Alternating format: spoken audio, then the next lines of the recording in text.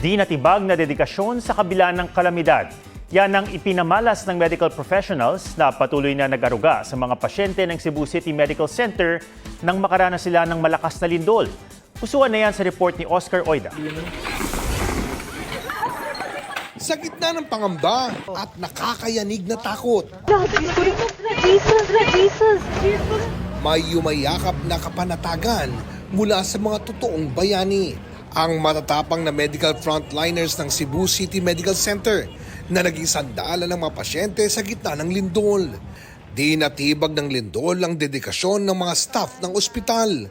Isa sa mga nakasaksi sa serbisyo nila ang estudyanteng si Kyle Mosqueda. Well, nagbundak ang ulan o galisod.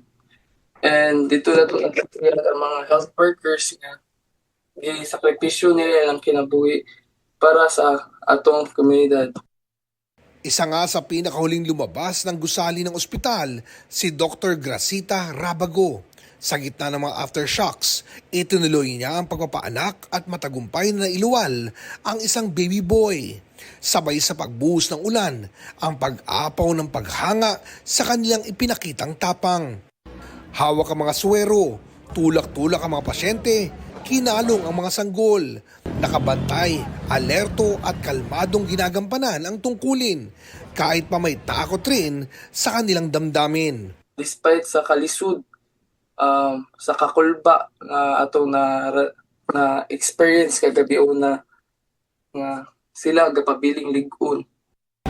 Maliit man o malaking sakripisyo, patunay sila na ang bawat Pilipino handang umagapay, handang tumugon at handa sa anumang hamon. Oscar Oida, nagbabalita para sa GMA Integrated News.